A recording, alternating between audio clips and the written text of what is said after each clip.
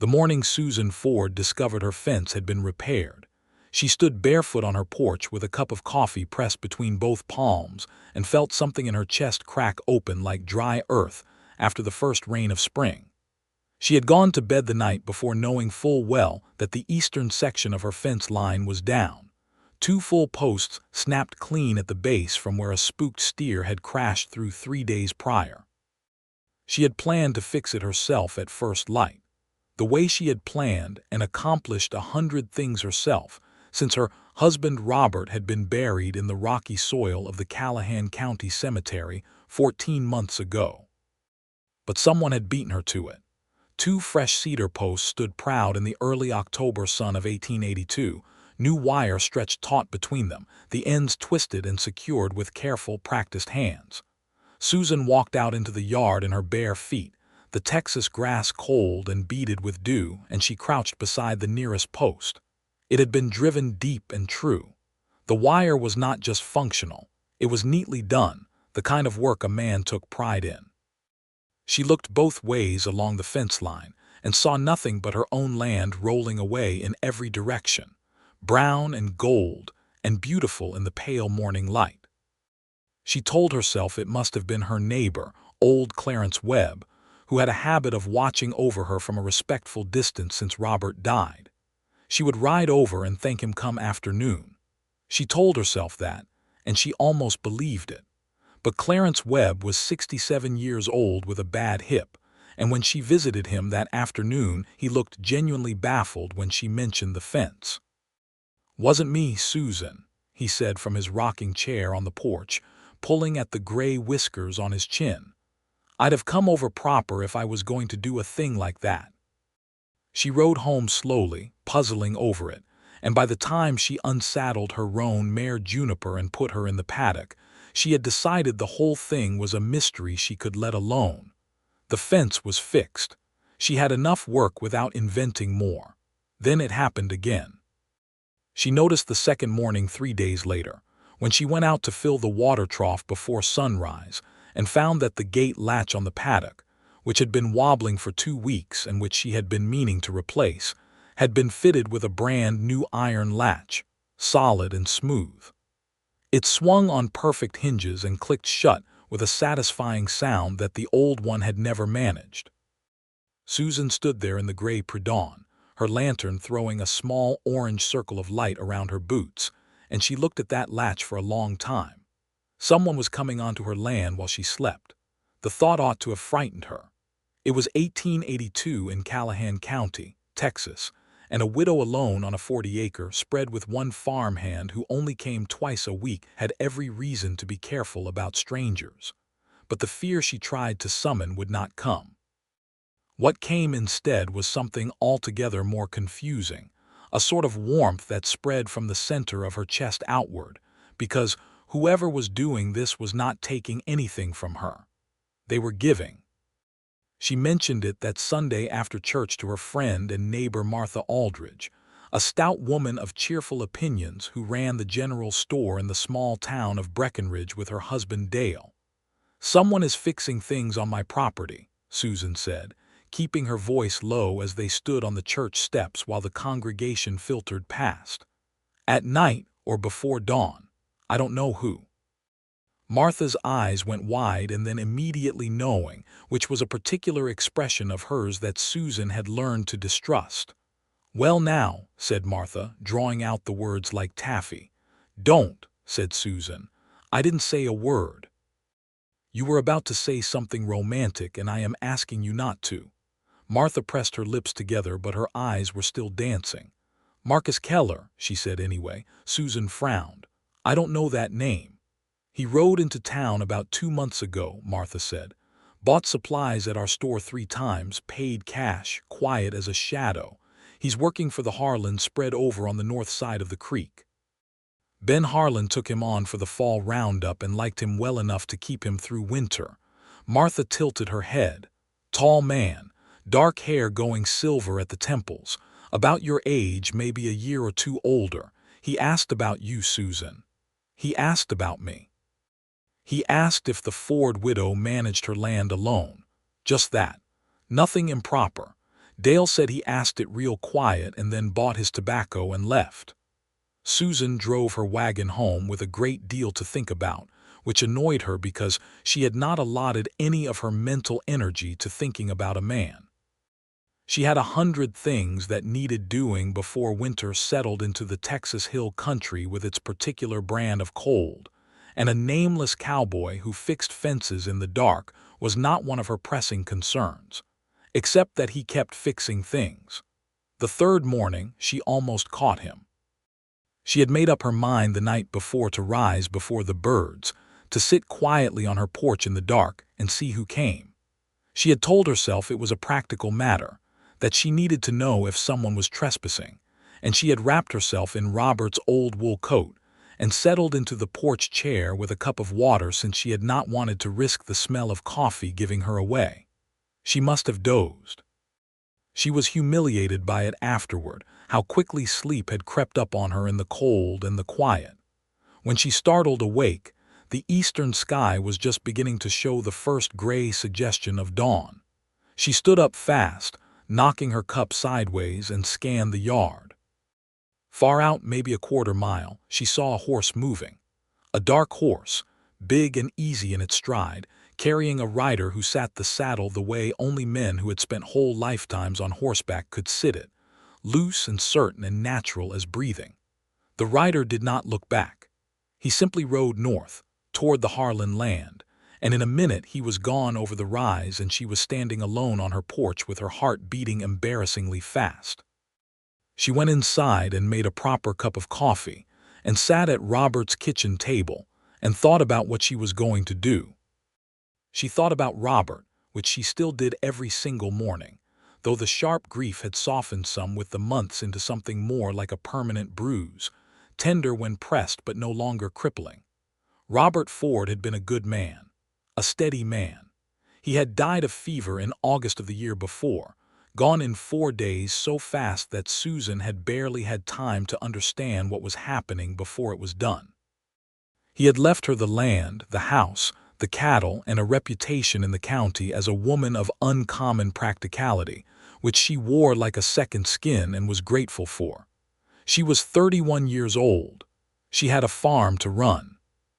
She was not in the habit of mooning over mysterious cowboys, and yet she found herself thinking about the way that Ryder had moved in the early light, easy and unhurried, like a man doing something he had chosen of his own free will with no expectation of reward.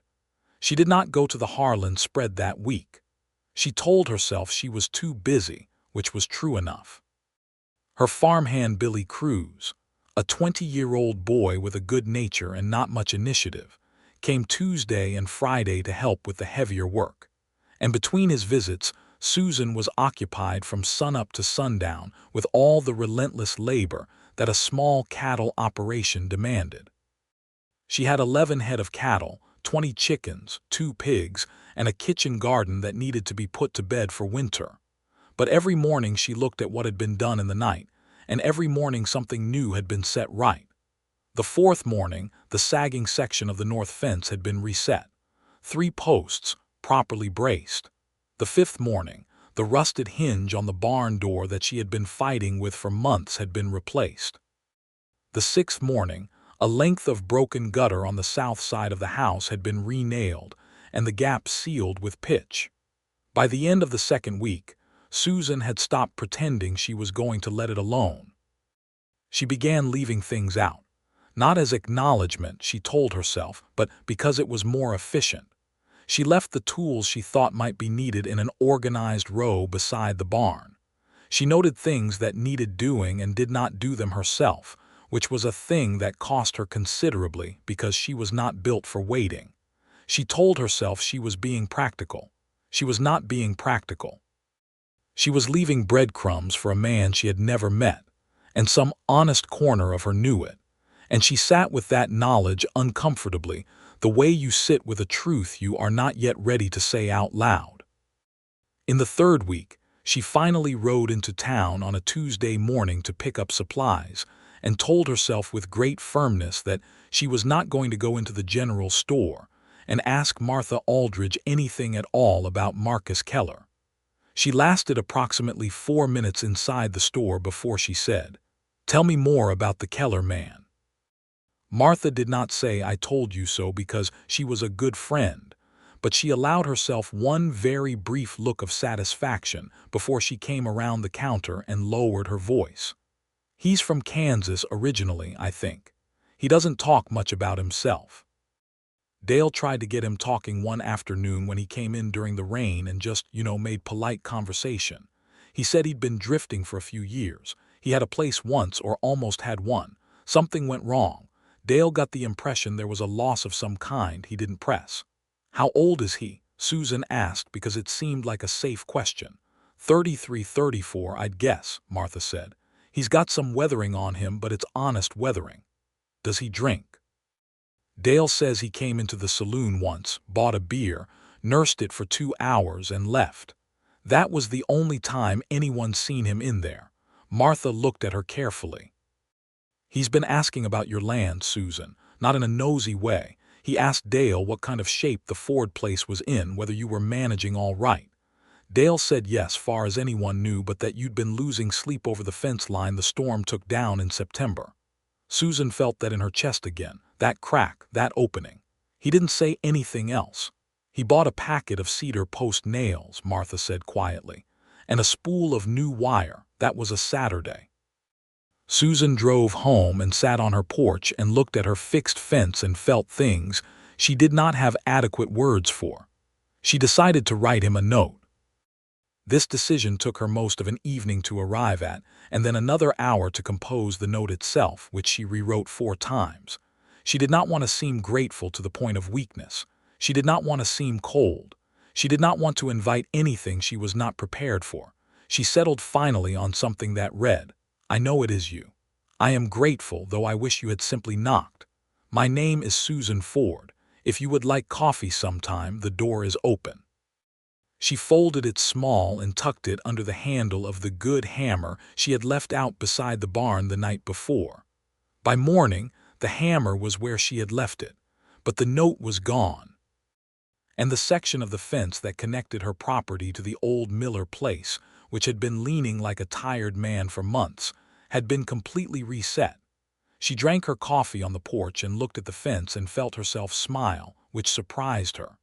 3 days later, a folded paper appeared under her door, not pushed under with any great stealth, just there when she opened the door in the morning. Written in a careful, unhurried hand, the letters of a man who had learned to write properly and kept the habit, it read, "My name is Marcus Keller. I did not want to impose. The fence needed doing, and I have early mornings and willing hands. I would be glad of coffee if the offer still stands. Any morning you choose." Susan read it twice. Then she went inside and wrote back, "Tomorrow, 6 o'clock." She folded it into the same square he had folded his and tucked it under the same corner of the doormat where his had been. She did not sleep well that night, but not from worry. She was simply awake in the particular way that happens when something is about to change and you can feel it coming, the way animals feel weather. She was up at 5, which she told herself was practical and not nervous.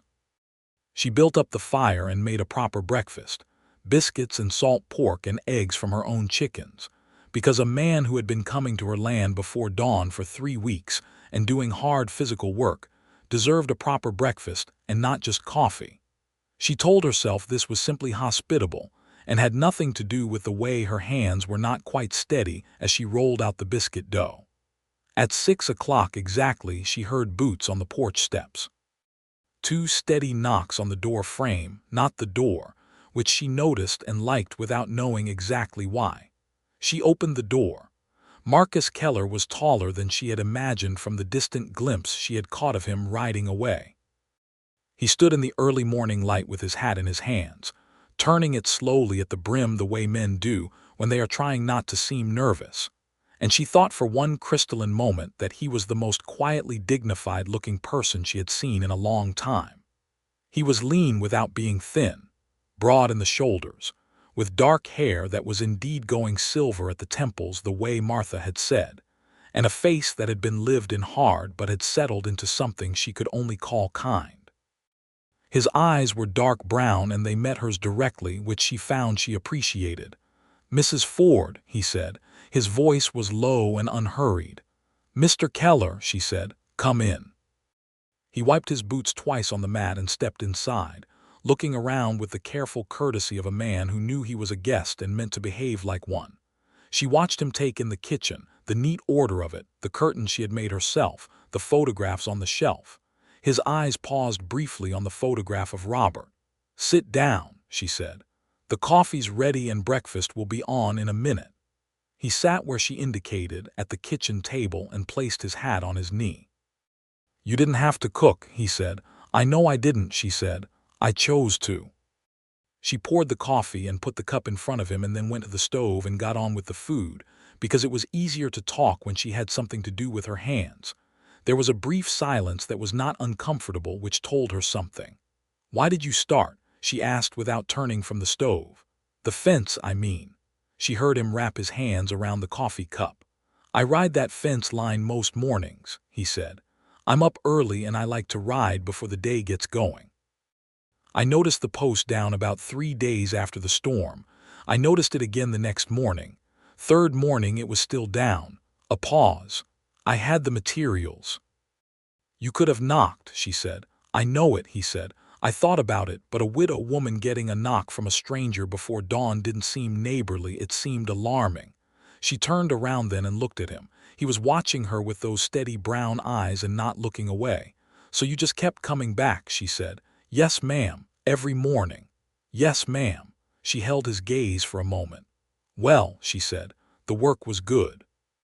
Better than what I would have done myself, and I am not bad with a post driver." Something moved in his face. Not quite a smile, but the promise of one. "You left the tools out," he said. "That was either a message or you just keep a very organized yard." "It was a message," she said, turning back to the stove. She heard him make a sound that was definitely a suppressed laugh, and she found herself smiling at the cast iron pan. They ate breakfast together at that kitchen table with the morning light coming through the curtain and the fire snapping behind them, and they talked.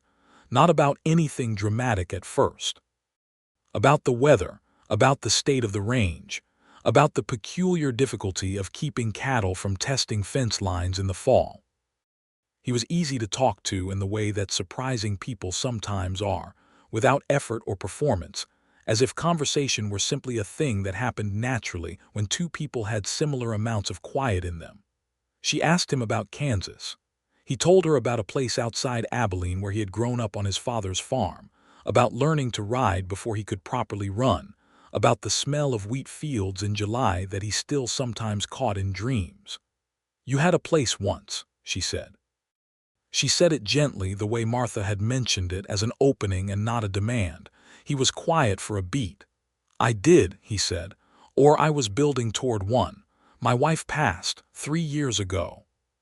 He said it straight, without flinching away from it, the way people say hard things they have had to say enough times that they have learned to carry the weight of the words without buckling under them. "Fever, it was fast." He glanced up at her. "I imagine you know something about that kind of fast." "I do," she said. And then, because it seemed right, she said, 14 months ago, fever as well." He nodded slowly. "After that," he said, "I couldn't stay on the place we'd been building. I sold what I could and started moving south. Worked wherever I could find work. I'm good with cattle and better with fence, and I don't require much." "No family?" she asked. "A sister in Abilene," he said. "She writes when she thinks of it." The ghost of that almost smile again. "We're both the quiet kind." Susan looked at him across the table and felt something settle in her, like a room where all the furniture had finally been arranged correctly. She did not say that. It would have been too much for 6 o'clock on a November morning when she had only just learned the man's name. Instead she said, "You don't have to fix things in the dark anymore, Mr. Keller. If you see something that needs doing and you've a mind to help, you can knock."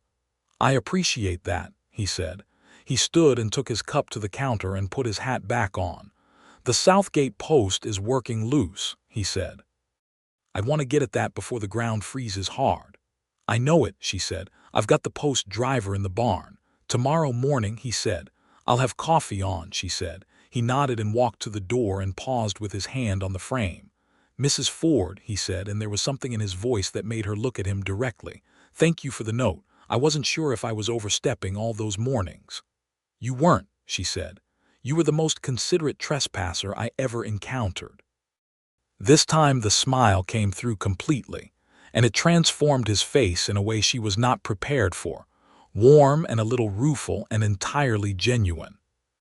He touched the brim of his hat and stepped off the porch, and she watched him walk to where his horse, a big dark bay, was tied to her fence post. He swung up easy and rode north toward the Harlan place, and she stood in her doorway and watched him go until he was over the rise. She closed the door and stood in her kitchen for a moment and said out loud to nobody, "Well." The weeks that followed were the most surprising of the previous year and a half of Susan Ford's life, and she had lived through some considerable surprises. Marcus Keller came every morning. Not always to fix something, though there was always something to fix on a working farm if a person bothered to look, and he bothered to look. Sometimes he fixed things. Sometimes he just helped with the morning chores before riding back to the Harlan place for his own day's work. He was always gone by 7, never later, and never once did he overstep in any manner she could identify.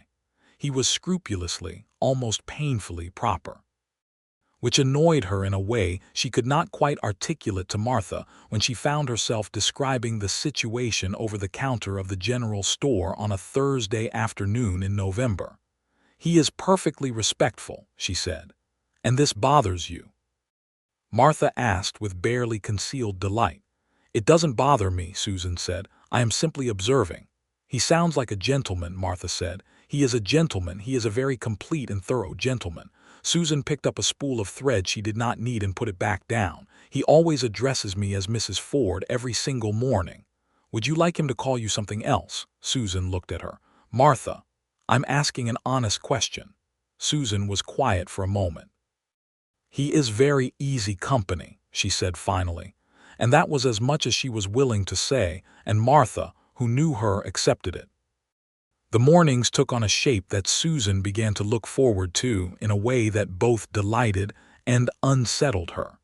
She would wake in the gray before dawn and feel a small lift of something in her chest, and she had stopped lying to herself about what that was.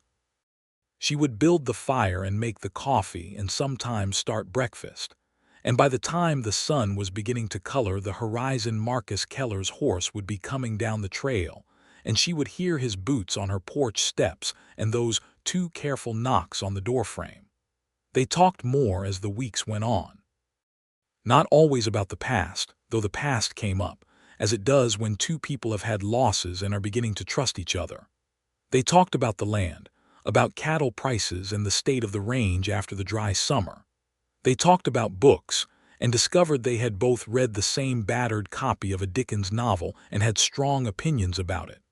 They talked about the town, about the small and human dramas of Breckenridge, about the good people and the difficult ones and the ones who were both. Marcus had a dry humor that took her a week to fully calibrate because it came out of his quiet without warning, a perfectly placed observation delivered with a straight face that would catch her off guard and make her laugh before she was prepared for it. She found she was laughing more than she had in over a year, and she held that fact up in her mind sometimes and looked at it with a kind of careful wonder. He was also, she noticed, a man who paid attention.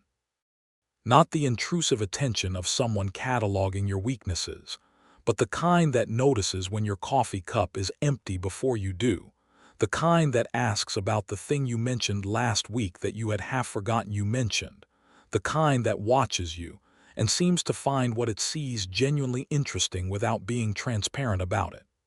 She was transparent about it, which mortified her slightly. She caught herself watching him work sometimes, just watching, the way he moved through a task with economy and care.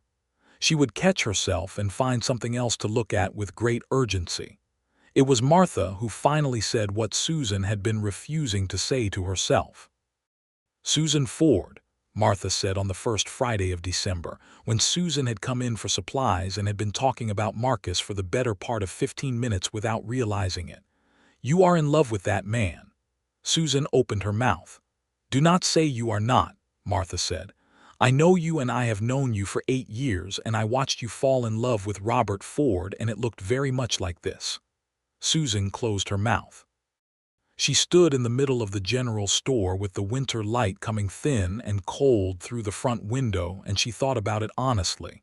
"He hasn't said anything," she said. "Not that kind of anything." "Have you?" Martha asked. "Of course not," Susan said. "A woman doesn't just, that is to say, there are proprieties." "The proprieties," said Martha with the patience of someone who had heard this argument before in various forms, "are there to protect women from unwanted attention.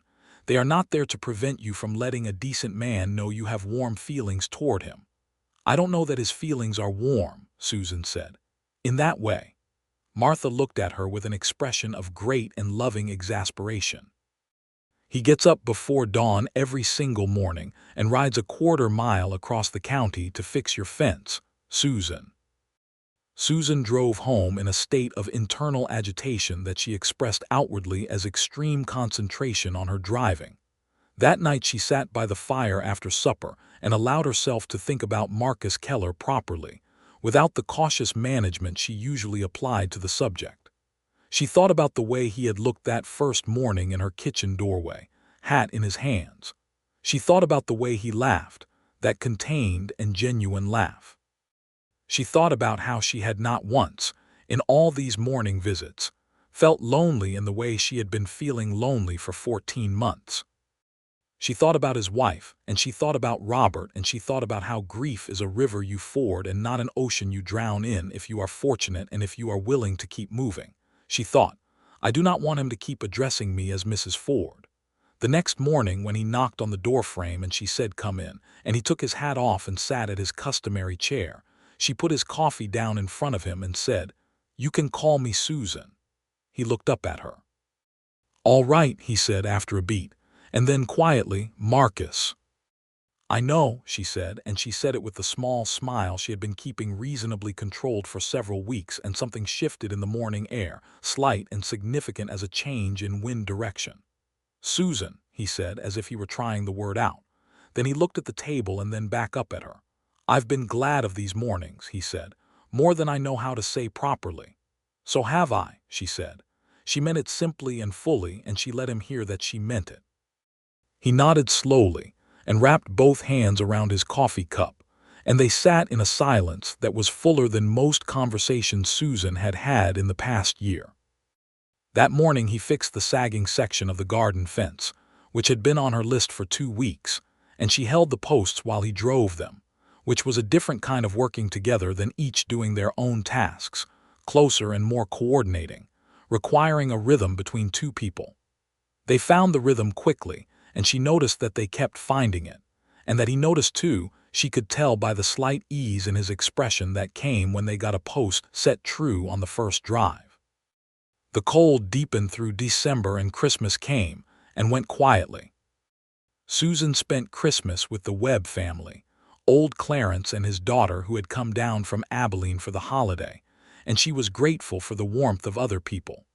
She thought of Marcus spending the day at the Harlan place, whether that was warm enough, whether the Harlans were people who celebrated the season or simply worked through it the way some ranch families did.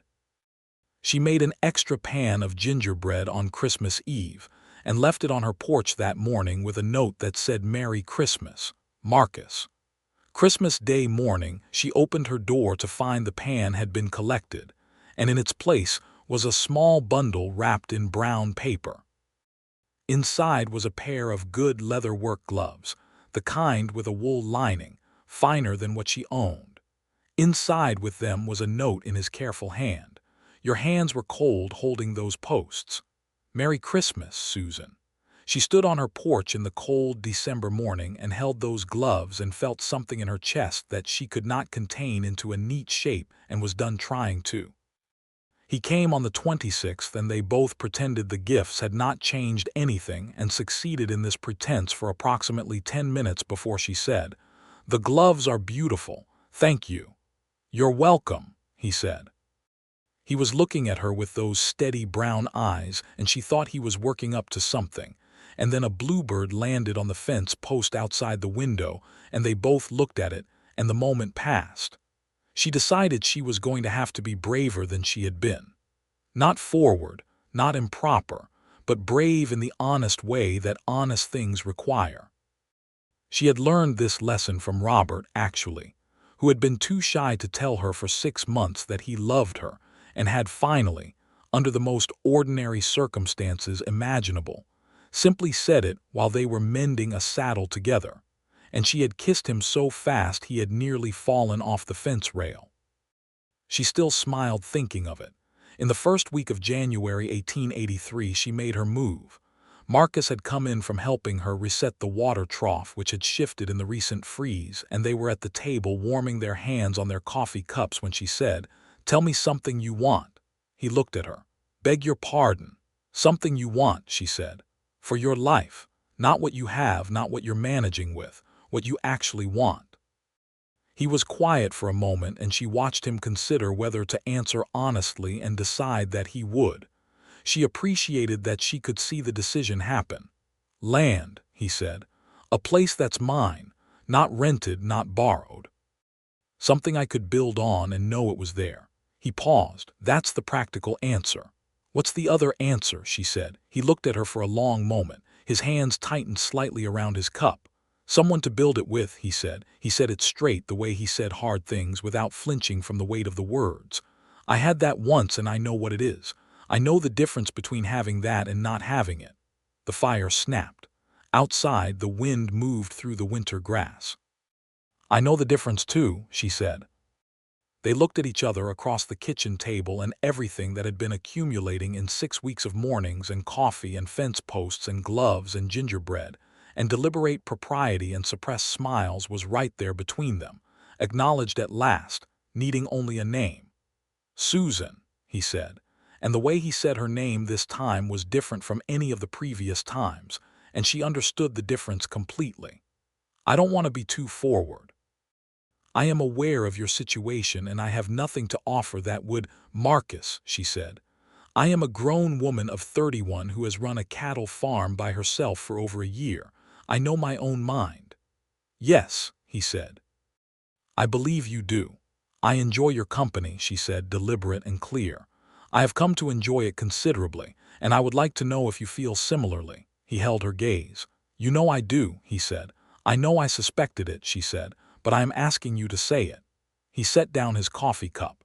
He looked at her with that open and steady expression she had come to trust completely in 6 weeks of early mornings.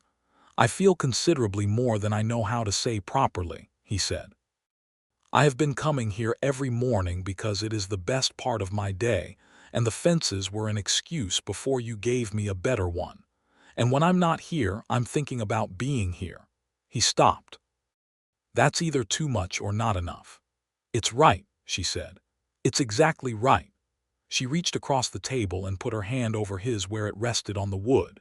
He turned his hand over and held hers, and they sat like that in the winter morning with the fire behind them and the January cold pressing against the window glass, and it was simple and complete, and neither of them felt the need to say anything else for several minutes.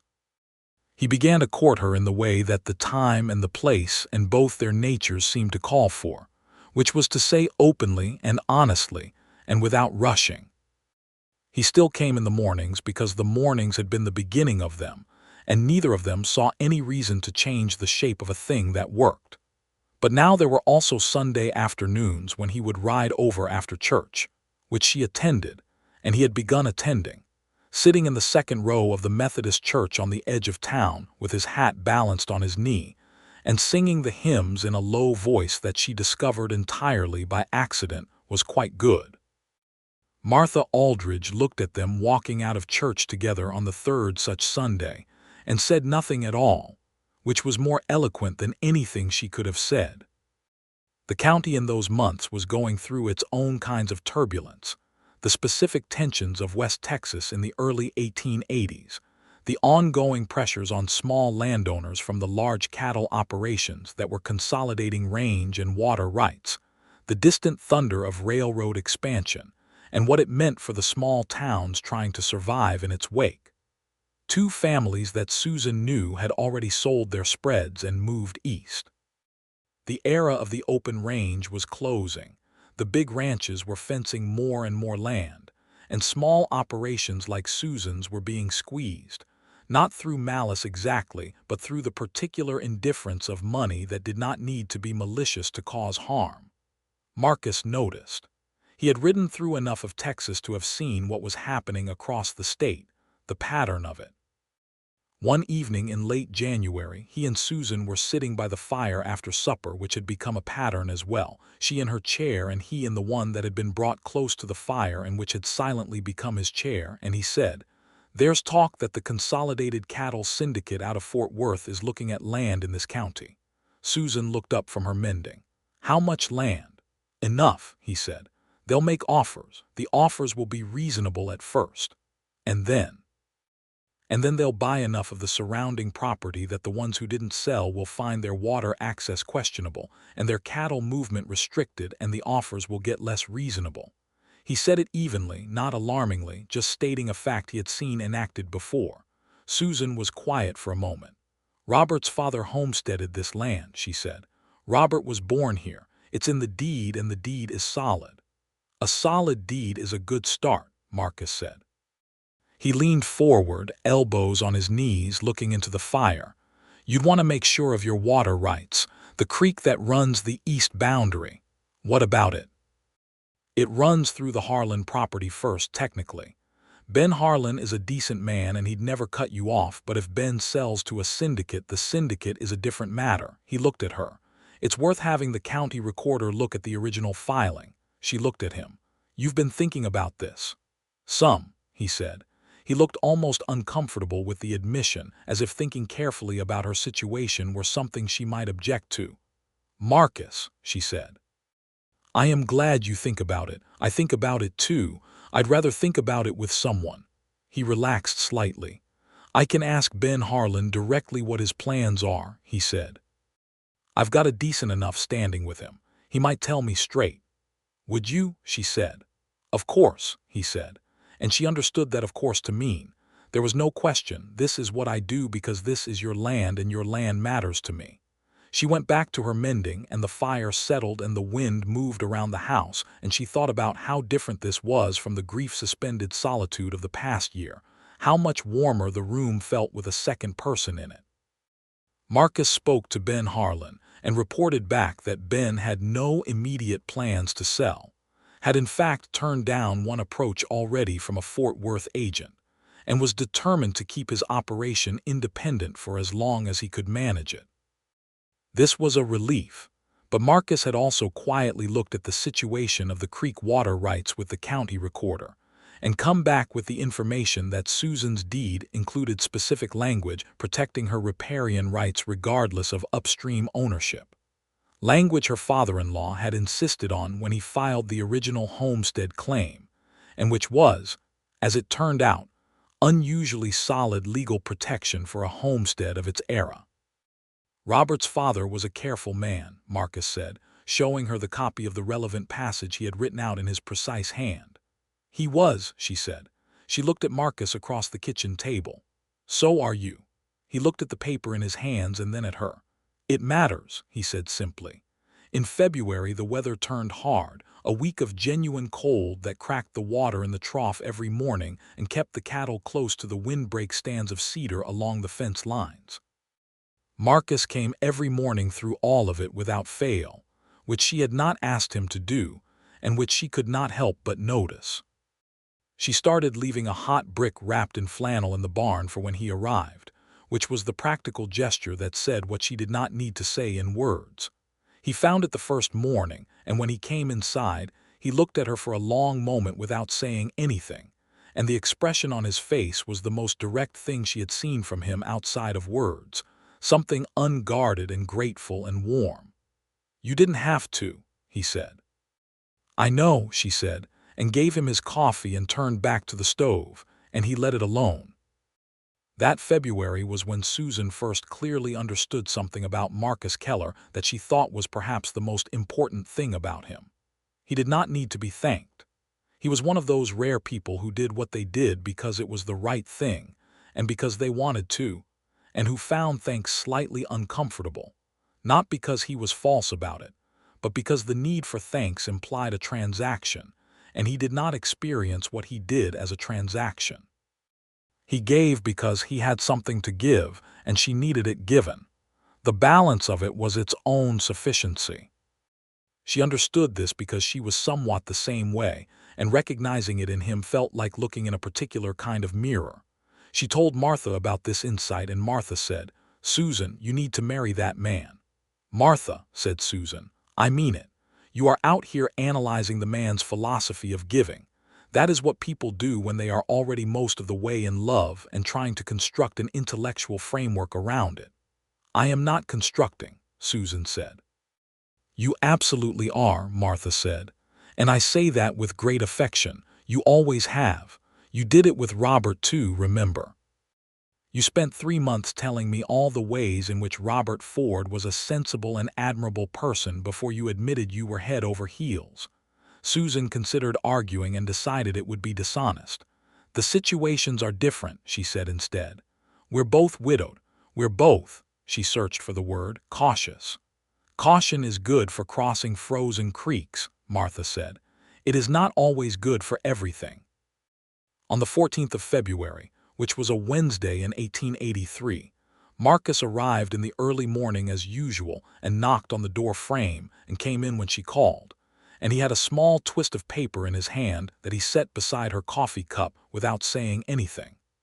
Inside was a sprig of dried lavender, which she recognized immediately because it was from the bunch she kept hanging in the barn to sweeten the air, and he must have noticed it there months ago and remembered it. There was nothing else, no note, just the lavender. She picked it up and held it and looked at him, and he looked at her, and she thought, all right then. "Marcus," she said. "Yes," he said. "I need to say something."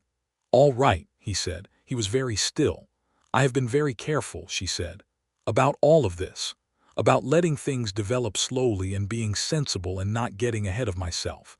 And I want you to know that the care has been about me and my own habits of caution, and not about any uncertainty I feel about you, because I am not uncertain about you. I have not been uncertain about you for some time." He was watching her with that complete attention she had come to know as particularly his.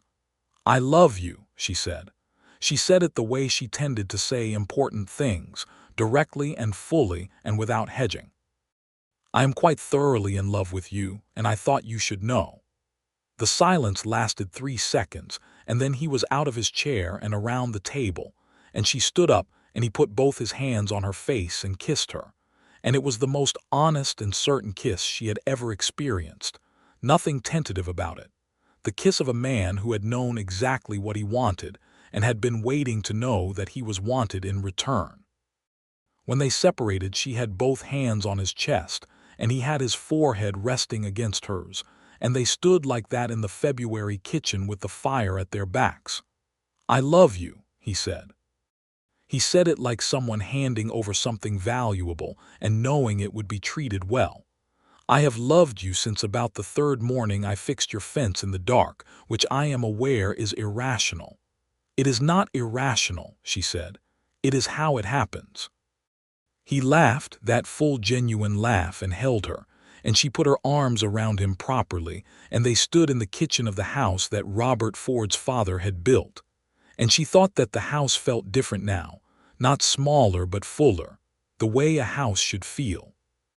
He proposed to her in March, which was perhaps faster than some would have considered advisable, but was, as both of them recognized, only fast if you counted from the day they first met. If you counted from the first morning he had come to fix her fence, it was 4.5 months, and if you counted from when he had first noticed the fence was down and thought about the widow woman who was managing the place alone and felt something that made him collect his tools and ride out in the pre-dawn quiet, it was longer than that. He proposed on a Sunday afternoon, standing in her garden where the first spring growth was beginning to show through the winter-dry soil. He did not go down on one knee because there was mud and he was a practical man, but he took her hands in both of his and looked at her with everything that was in him showing plainly on his face. "I want to marry you," he said. "I want to be here on this land and work it with you and build something that lasts. I want to be here when things break and when they don't break, and I want to have mornings for the rest of my life that look like the mornings we've already had." He paused. "I don't have much to bring to it beyond myself and whatever work my hands can do. I know that's not Marcus," she said. She gripped his hands. "It is enough. You are enough. Is that a yes?" He said, and that almost smile was there. "Yes," she said. "It is very much a yes." He held her hands and looked at her in the spring afternoon with the garden waking up around them and the cattle visible in the far field and the house standing solid behind her. And he looked like a man who had come home to a place he had not known existed until he found it. They were married in April, in the Methodist Church in Breckenridge, in a ceremony that was modest and genuine, and attended by more people than either of them had expected, because apparently the entire county had an opinion about the widow Ford and the quiet cowboy from the Harlan place, and was glad to see their opinion confirmed as correct. Martha Aldridge cried, which surprised no one who knew her, and even Dale managed a suspiciously bright-eyed expression during the vows, which he attributed to the dust that was apparently indoors. Old Clarence Webb made the trip from his property and shook Marcus's hand at the reception with both of his and said, "You take good care of her." And Marcus said, "Yes, sir," with a sincerity that made the old man nod and look satisfied. Ben Harlan came with his wife and wished them both well and told Marcus quietly that he was glad to know the Ford place was going to be in good hands through whatever was coming with the land pressures, and Marcus thanked him and meant it. The Keller place, as it began to be called in the county, though Susan kept the Ford name alongside the Keller name for the property itself in honor of Robert's family legacy, went through its first year of working under their joint management, with the particular combination of labor and cooperation that makes a farm feel alive. Marcus was formally established on the deed by May, which they had discussed carefully, and which Susan had insisted on because it seemed to her both practically important and symbolically right that he should have his name on the land he had been caring for since before she knew who he was. He was, as she had expected and observed, an extraordinarily capable farmer and cowboy. He had an instinct for cattle that was almost spooky, a sense for when an animal was going off its feed or showing the early signs of illness well before the symptoms became obvious. He had a talent for fence, which she had of course already established. He was methodical and strong and inventive when problems arose, as they constantly did. And he was, she found, a person she wanted to talk to at the end of every day, which was the thing that had not been guaranteed and which she was most grateful for. They talked in the evenings by the fire or on the porch in the warm months, about the day's work, about the larger world, about books and about small funny things, and about the past in the measured and honest way that two people who have both known loss talk about the past, without drowning in it. He told her more about his wife Sarah over those evenings, in pieces and at his own pace, and she told him more about Robert, and they built between them the particular understanding of two people who are not trying to replace what was lost, but to create something that acknowledges what was lost while being genuinely new. "Do you think about her?" she asked him once. It was a June evening on the porch, the last of the sunlight going gold across the range. "Yes," he said, without apology or defensiveness. "Less often now and different. I think of her the way I think about anything that was good and that taught me something." He was quiet for a moment. "She would have liked you," he said. "She had very little patience for nonsense." Susan laughed. "I will take that as a compliment." "It is one," he said. In October of that first married year, they took on a full-time hired hand, a young man named Ezra Tate who was 19 and had come up from South Texas looking for steady work. He was earnest and willing and somewhat clumsy at first, but improved with supervision, and he had a good heart and a pleasant laugh, and fit himself into the working rhythm of the place without friction. Marcus took him under his instruction with a patience that Susan watched with quiet admiration, showing without lecturing, demonstrating, and then stepping back, correcting gently when correction was needed and praising without exaggeration when praise was earned. Ezra clearly thought Marcus was the finest man he'd ever worked for, which showed in the quality and care of his work. Billy Cruz, her original twice-a-week farmhand, had moved on in the summer to a position in Abilene, and Susan wished him well without much sadness because he had always been more placeholder than asset. Ezra was different. He was the beginning of something, the suggestion that the Keller place could grow into something beyond a survival operation, something with real momentum. That winter, the first winter of their married life, was the warmest Susan had known in several years, which the old-timers in Breckenridge viewed with deep suspicion. The cattle were good. The fences held. Marcus and Susan worked alongside each other through the short days and sat by the fire through the long evenings, and she fell more completely in love with him with each passing month, which was not what she had expected. She had expected the love to settle and stabilize, to become solid and comfortable. Instead, it kept deepening, which was both wonderful and humbling. In February of 1884, Susan told Marcus she was expecting a child. She told him at breakfast, because mornings remained their most fully attended to time together, the time when both of them were most completely present to each other. She said it directly, the way she said important things. She watched his face go through something she had not seen it do before, a rapid sequence of emotions that resolved into an expression she could not quite name except that it involved the entirety of the man. He came around the table and crouched beside her chair and took both her hands and looked at her and then had to look away for a moment, which told her that the feeling was larger than he could hold with a face on it. "Are you all right?" he asked. "I am very well," she said. She touched his face with one hand, turning it gently back toward her. "Are you?" "Yes," he said. It came out slightly uneven. He cleared his throat. "Yes, I am very—" He stopped. "Sarah and I tried," he said. "It didn't, there wasn't." He stopped again. "This is, Susan, this is the most." He stopped a third time, and she had never seen him so entirely at a loss for words. This man who was careful and precise with words when he used them. And she found it so purely moving that she had to pull him in and hold him, and he held her back, and they stayed like that in the February kitchen for a long time. He was so careful with her throughout the pregnancy that she had to have a very calm and clear conversation with him in the 4th month, about the fact that she was not made of glass, and would appreciate being treated as a competent adult woman, who was going to continue doing reasonable work until her body told her otherwise. He took this on board and adjusted, though she noticed he continued to carry things that were heavy without being asked, and kept a very close but covert eye on her that she found more endearing than irritating. She told Martha, who reacted with a sound that was not quite a scream and was not quite a laugh but was thoroughly Martha, and who immediately began planning a quilt. Clarence Webb heard the news and came over in his wagon to deliver 2 jars of honey from his own hives, and a look on his face of such genuine old man happiness that Susan had to blink several times.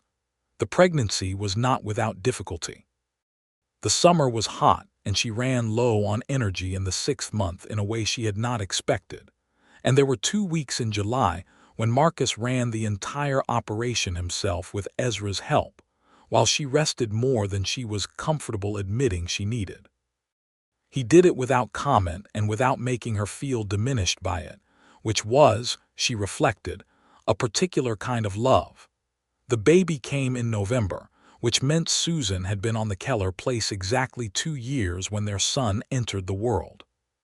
The birth was attended by the town doctor, a capable man named Holloway who had been practicing in Breckenridge for 20 years, and by Martha, who held Susan's hand through the hardest parts with a grip like a vice, and told her with great confidence that she was doing beautifully, even during the moments when Susan herself had serious doubts about this assessment.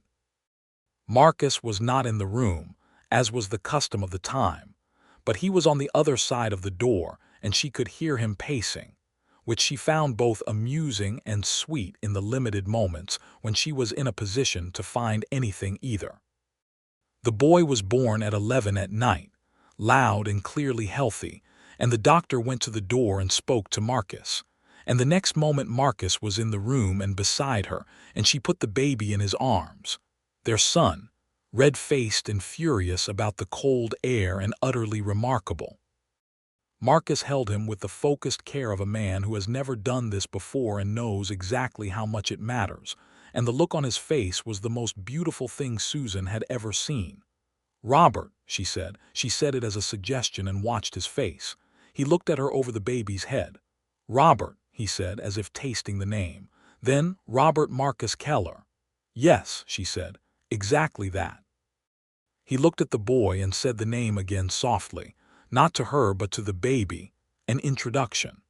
And then he sat down in the chair beside the bed and held his son and watched Susan with an expression of love so complete it was almost difficult to look at directly, like the son. She slept and woke, and he was still there, the baby asleep against his chest, both of them breathing in the lamplight.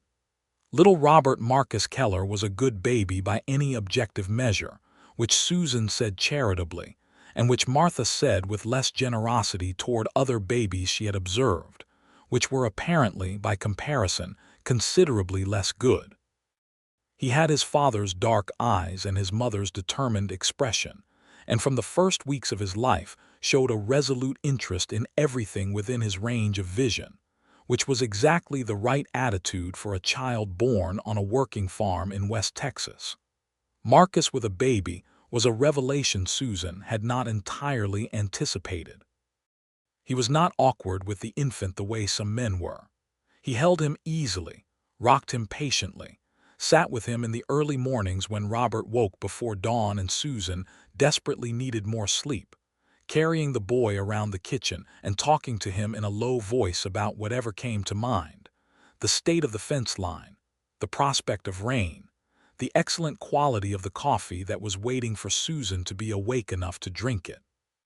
She came downstairs one such morning and stood in the kitchen doorway and watched Marcus at the window with the baby on his arm, the two of them looking out at the sunrise, and she felt the particular kind of happiness that is almost too large for a person's chest, the kind that presses against the ribs and demands to be acknowledged. "Good morning," he said without turning, because he had an uncanny awareness of her presence that she had long since stopped trying to understand and simply accepted as one of his qualities. "Good morning," she said. She went to him and put her arm around him, and he put his free arm around her, and they stood at the window together looking out at their land in the early light. The east fence line was visible from the window. It was straight and solid, every post true, every wire taut. Marcus kept it that way, not before dawn anymore, but in proper daylight with Susan often working alongside him, the two of them moving along the fence line together with the post driver and the wire cutters, working in that rhythm they had found the first time they held a post together and had never lost. She thought sometimes about those early mornings of the previous year before she knew who he was, when she would wake and find something fixed that had been broken and the feeling that had come with it. She understood now what that feeling had been. It had been the beginning of trust. Trust not yet named or located or attached to a face, but trust nonetheless, earned in the oldest and most elemental way possible, by someone showing up, day after day, and doing what was needed with nothing asked in return. The spring of 1885 came in warm and good. The cattle had wintered well, and Marcus had traded carefully through the fall, and the prices held reasonable. The Keller operation was not wealthy by any Eastern standard, but it was sound, genuinely sound, the kind of soundness that is built rather than inherited and means more for the building. Ezra had been with them 2 years now and had become genuinely skilled, not just capable but accomplished, and Marcus paid him fair, which Ezra knew and appreciated. He had a girl in town, a young woman named Clara who worked at the hotel, and the two of them were conducting a careful courtship that reminded Susan with great affection of the care with which she and Marcus had begun.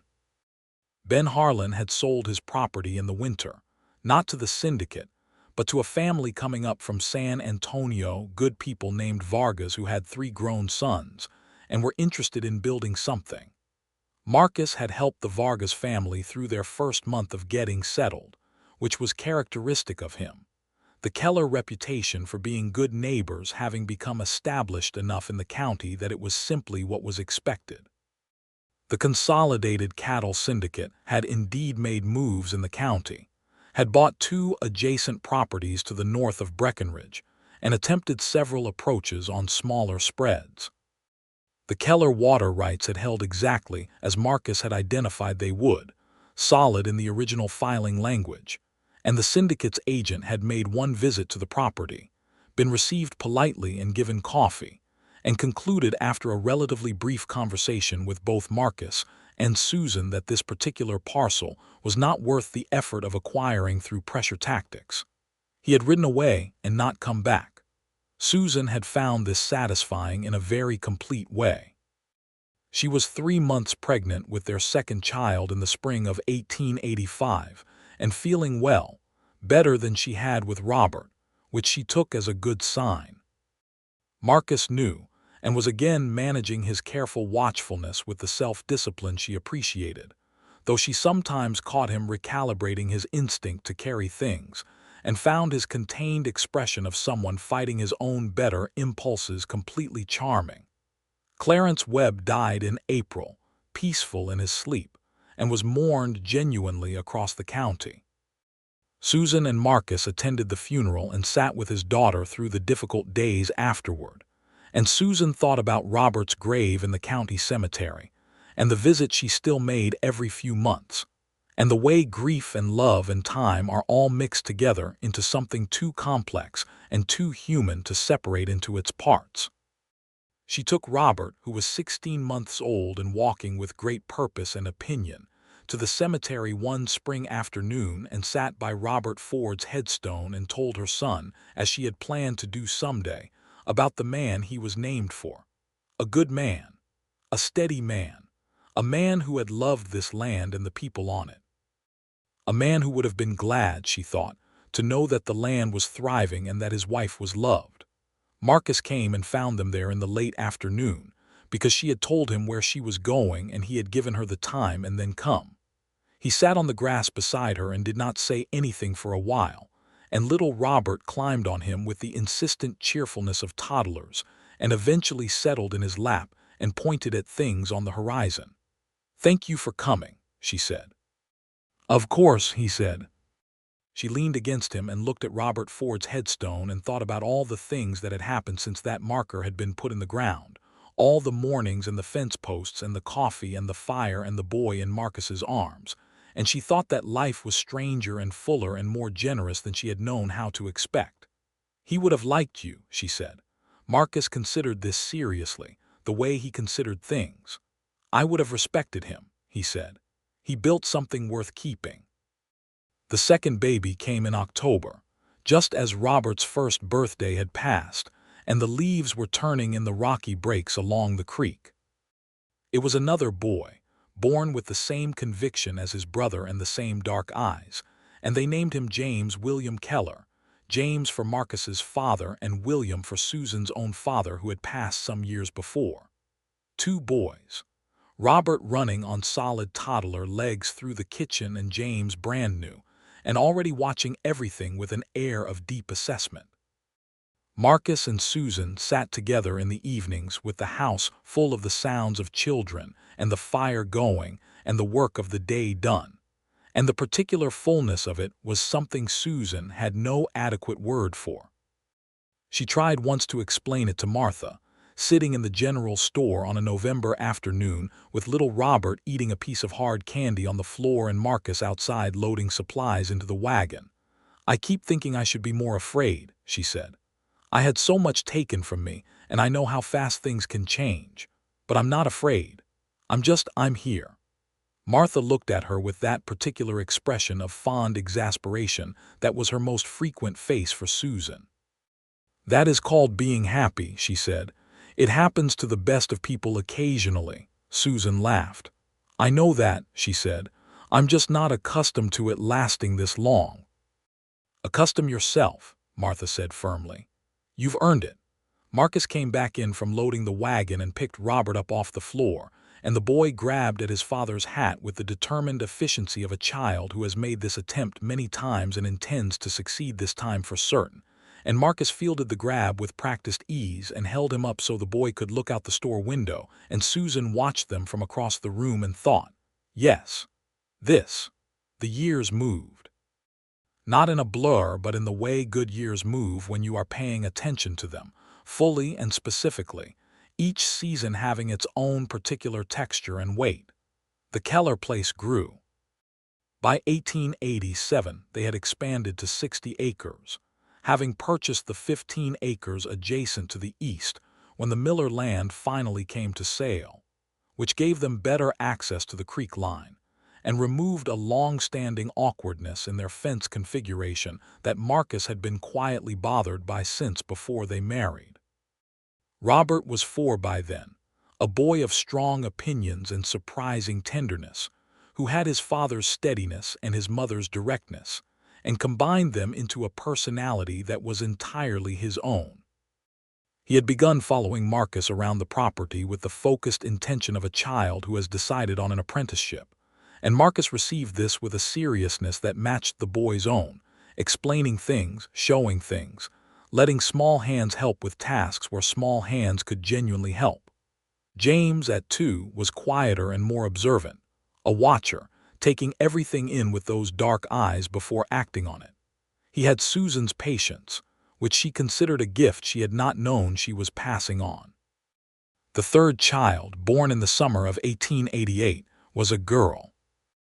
Rose Clara Keller, named partly for the climbing roses that had begun to take over the south side of the porch trellis that Marcus had built the previous spring, and partly for Ezra's wife Clara, who had become a good friend to Susan in the years since the young couple's marriage. Rose came into the world with a temperament so even and sunny that the Dr. Holloway, who had now attended all 3 of the Keller births, said he had rarely seen a baby so immediately good-natured, and Susan told him that this one had apparently decided to take a different approach from her brothers, who had both expressed their arrival with considerable volume and complaint. Marcus held Rose with the same absorbed care he had held each baby, and she looked up at him from the first with a serene attention that made him laugh softly. "She's already judging me," he said. "She'll be all right," Susan said. "She's got her father's eyes." He looked up at her. "Is that a good thing?" "The best," she said. Ezra Tate, who was now 26 and had been with the Kellers for 7 years, had become something more than a hired hand and something less than family, which in the particular social geometry of a working ranch operation is a status that works very well when the people involved are the right kind. He had his own small house on the property now, a 2-room structure that Marcus and he had built together over a couple of weeks in the spring of 1886, and he and Clara had their own child, a daughter born in the spring of 1887 named Iris.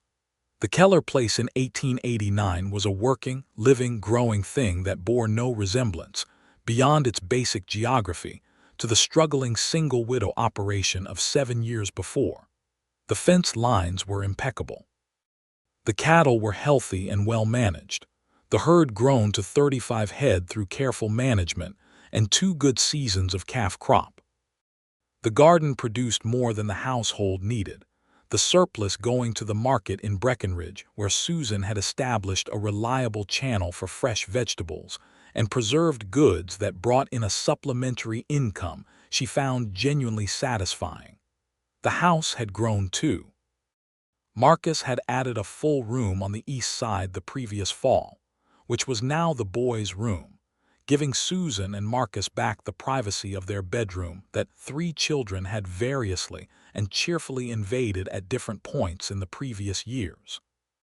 He had built shelves and a proper pantry and replaced the old plank porch with a solid covered structure that ran the full front of the house, and had, At Susan's direction, a trellis on the south end, where the roses now climbed with great ambition. On a September evening in that year, 1889, Susan and Marcus sat on that porch after supper in the early evening light, the children inside with their own business, Rose sleeping in her crib, and the boys doing something creative and probably inadvisable with the building blocks Marcus had carved for them over the previous winter. The air was cooling toward the first good autumn cool, and the sky was going pink and orange over the western range, and the cattle were settled for the evening in their familiar places. Marcus had his coffee, as always. Susan had hers. They were in the rocking chairs that had gradually settled into their specific places on the porch boards through years of use, his slightly closer to the window because he liked to check on the boys occasionally without making a production of it, and hers closer to the trellis because she liked the smell of the late roses. 7 years, she said. He looked at her. Since you fixed the fence that first morning, she said. 7 years ago last month. He thought about it. You're right, he said. I never thanked you properly for that, she said. He shook his head. You gave me coffee. I mean for doing it in the first place, before I knew you, before any of this. She gestured at the house, the land, the general direction of the inside of the house where their children were. You didn't have to. No, he agreed. I didn't. Why did you, she said. The real reason, not the practical answer. He was quiet for a moment. The way he was quiet when he was actually thinking about something rather than just gathering words. The evening light was catching the silver in his hair, more silver now than dark, which she had watched happen across the years and found beautiful in the particular way that you find beautiful the signs of time on a face you love. There was something about a farm that needed keeping, he said finally. A place that was being cared for by someone who was, I could see this in the details, trying very hard and doing it well. And something in me, I don't know exactly how to say this. He paused. I'd lost my place. My own place. Not just Sarah, but the place we were building. And I'd been moving and not landing anywhere for a couple of years, and I'd almost stopped believing I was going to. And then I rode past your fence. He looked at her. There is something in a broken thing that is worth fixing, he said. If it's worth fixing. And it was. It obviously was. And I suppose some part of me knew even then that if I started fixing it I would keep coming back, and that keeping coming back was what I needed to do more than anything. Susan looked at him in the evening light. She thought about a woman alone in a dark house who woke to find things repaired. She thought about what it is to be seen before you are known. I am so glad you kept coming back, she said. So am I, he said. She reached across the space between their chairs and put her hand in his, and he held it the way he had held it across the kitchen table on a January morning 7 years before, certain and warm and like something that had always been true. The porch boards creaked and the rose canes moved in the evening breeze, and from inside the house came the sound of boys arguing over blocks, which resolved itself after a few seconds into something that sounded more collaborative, which meant either Robert had made a compromise or James had made a suggestion too logical to argue with. They're going to be fine, Marcus said, listening to it. Better than fine, she said. He looked at her with that expression she had catalogued across 7 years of mornings and evenings, and in the middle of ordinary days, the one that was the full and unguarded version of what he felt, the one she had first seen when she put their newborn son in his arms, and that had appeared reliably since then in the moments he could not or did not bother to contain it. I love you, he said. I know, she said. I love you. He raised her hand and kissed it, and they sat together on their porch as the sky turned from orange to purple, and the first stars appeared over the Texas hill country, as the evening air carried the smell of late roses and grass, and the distant warm smell of cattle, as the sounds of their house settled around them, as the fence line they could see from where they sat stood straight and solid and true in the gathering dusk, exactly as it should be, exactly as it had always been meant to be. And neither of them felt the need to say anything else because everything that mattered had already been said and built and kept, and was right here around them in the evening light, whole and good and complete. The next morning Marcus rose before dawn, old habit. He dressed in the dark without disturbing Susan, who was a light sleeper but who had, over the years, learned to sleep through the particular sounds of his early rising, a knowledge her body had acquired and her mind had long since accepted. He went downstairs and built up the fire and made coffee and stepped out onto the porch in the pre-dawn gray. The ranch was quiet around him. The cattle were shapes in the dark field. The fence line ran east and north and south, solid everywhere the eye could find it. The sky was beginning to show the first pale suggestion of light in the east, that gray going blue that preceded the color. He checked the east fence with his eyes the way he always did first thing, the old habit from 7 years ago that had never entirely left him. It was all right, every post, every wire. He had ridden it yesterday and it was sound. He heard the screen door behind him and felt her arm come around him from the side, her coffee cup in her other hand, her head against his shoulder. "You were always up before me," she said. "Old habit," he said. "I know," she said. She had Rose on her hip, the 19-month-old girl awake and placid and looking at the sunrise with the thoughtful air of someone who finds the world generally adequate. She woke early, didn't want to go back down. Marcus took the baby from her, which was just what happened. It happened without a word exchanged. The easy transfer of a child between parents who have made this move 1,000 times and will make it 1,000 more. Rose leaned against his chest and put one small fist in the fabric of his shirt. The three of them stood on the porch together as the eastern sky went from gray to pearl to gold. As the colors came up through the range grass and caught the cedar fence posts and the wire and the dew on the morning grass.